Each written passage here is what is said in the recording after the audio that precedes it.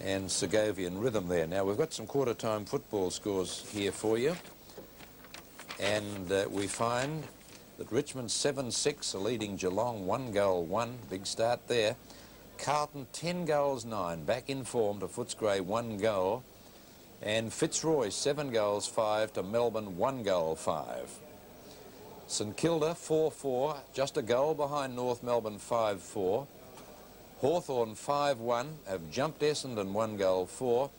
And Collingwood have really jumped the Swans 6-4 to 2-4, playing very well. The Collingwood side, and the field moving into the stalls now for the Florsheim Shoe Shop's handicap, coming up quite well. Okay, David, we'll let you go in the black and white colours, and we'll take you to Victoria Park now and hear what is coming up with the Collingwood Swans game, Jack Edwards and Bob Skilton. Well, welcome, Bill, from Victoria Park. This is Jack Edwards and Bob Skilton out here. I know you'll be interested to know that your Swans, Bill, are 1 point in front at half-time after being down 24 points at quarter-time. It looked in the first quarter that Collingwood were going to run away from the Swans when they kicked 6-4 to the Swans 2-4. But not forgetting that in the first quarter, Collingwood had the use of a breeze that Bobby Skilton estimates to be around about the 3-goal mark. Swans came back quickly and they levelled the scores there just prior to the half-time break. Then after the half-time siren, there was a chance for Danaher to kick a goal, but he only got one behind for his effort. So the Swans lead at half-time by the 1 point. She would not have been very happy at all with the performance in the first quarter, Bill, because it was a very undisciplined performance by the Swans. There were loose men running everywhere for Collingwood. Collingwood being well served across the half-back line by Byrne, Picken and Domberg. They completely controlled it there. Ania was magnificent on one wing, and Craig Davis, the last-minute replacement of the side for the injured Hannaby, was running riot. Davis has continued to do that. Wes Fellows has had the better of Barry Round in the ruck. Williams the better of Greg Smith as a ruck rover, and the South smaller players, Jack, have not really at any stage really taken much of say in proceedings. No, for Sheeny, I did mention to Bob during the second quarter, hasn't done much. He has kicked one goal. One of the aspects of this game too was Ackley dropped down from the back pocket position and had a shot for goal, which he got. So Ackley of the Swans kicking his goal. But just as well, Ackley's been playing today. Yeah, Ackley's done very well. So at Victoria Park, it's Collingwood 6-7-43 and the Swans on 6-8-44. Only 1 point the difference in a very interesting game. And now we go back to Bill Collins. Well, thank you, boys. It's certainly very nice. A lot better than things looked at quarter time. But there's another very important game today out at VFL Park where Richmond are playing Geelong. Geelong pretty confident about what they could do today. Let's see what's happening with Sandy Roberts and Peter McKenna. Thank you, Bill. Well, while the Swans are locked in a very close one at Victoria Park, we have anything but that here at VFL Park. At half-time, Richmond 12-11-83 are crushing Geelong 3-4-22. Their main scorers, well, a number of players with two. Lee, Roach, Williams and Rawlings have each kicked 2 goals for Richmond, while for Geelong their main scorers, in fact, they've all been singles. Bright, Turner and Reynoldson.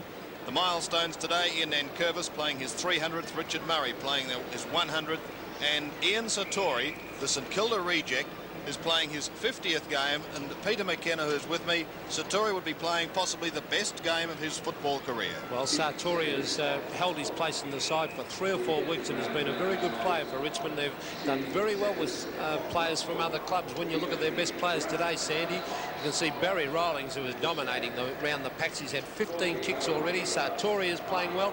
Andy Preston has been a surprise packet against his old club with 8 or 9 handballs in this match. It's been a very constructive player, but all in all, Richmond have just had too much class all around the ground. Many disappointing Geelong players, Sandy, and only 2 or 3 players I could care to mention. We've mentioned the smaller brigade of Richmond. What about the big men's strength, though, of Roach and Lee? Well, Roach to half-time here at VFL Park has taken 10 marks, which is a magnificent effort for a ruckman, but their little men, Waitman, well, he's been in there with his handballs. Roach, we already mentioned him. Rawlings, Sartori, Preston. Cloak has been a tower of strength at centre-half forward, but far too much class at the moment for a very disappointing Geelong. So at half-time we see Richmond 12-11 leading Geelong 3-4, and Bill, at the moment it's not a great contest. No, I can understand that, Sandy, but the big game of the day, of course, is out at Windy Hill today, where 2 of the top 3 sides in the league were laying it down to one another to see who can take that coveted double chance. Essendon and Hawthorn they were, and Peter Landy and Lou Richards are on the spot. Right, thank you, Bill, and a very good afternoon, everyone, from the Windy Hill ground, which today certainly is living up to its reputation. The half-time score, Hawthorn slightly in front, 7-4-46 to 5-6-36, but Essendon looking much the better side at the moment, although Hawthorn carried that honour in the first term when they kicked 5 goals 1, seemingly from our position here against the breeze to Essendon's 1 goal 4.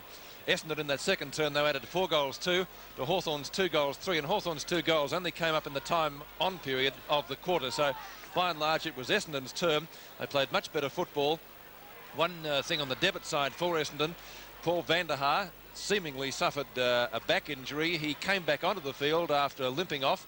Ron Andrews did limp off the field with what to us here looked like a knee injury, and he hasn't made any reappearance on the ground, so that certainly is a blow for Essendon. Van der Haar, as I pointed out, did come back, so maybe he is not as bad as we at first thought. Essendon looking pretty good up forward. They did in that quarter anyway when Simon Madden took a couple of good marks, and he's finished up kicking 2 goals.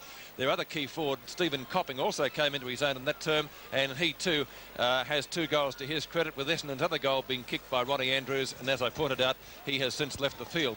Hawthorn's 7 goals have been kicked by 7 different players: Kennedy, Robertson, Byrne, Wallace, Buckenara, Russo and Matthews. All Hawthorn's Crocs did take part in the game, or have taken their place in the side, with Michael Moncrief and Peter Knight starting on the bench. Lou, at the moment, Essendon playing slightly the better, although it's going to be a very interesting second half. Well, it'll be a tough game, but I just felt that those 2 goals in towards the end of the quarter for Hawthorn were very helpful. But I just got the feeling that the Bombers are just started to get into the top gear, Pete.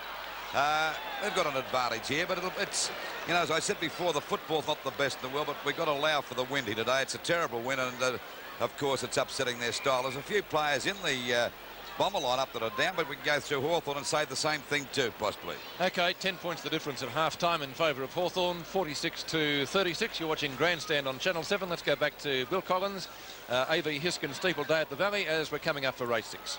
Thank you, Peter, and of course we'll have the other half-time scores for you very shortly.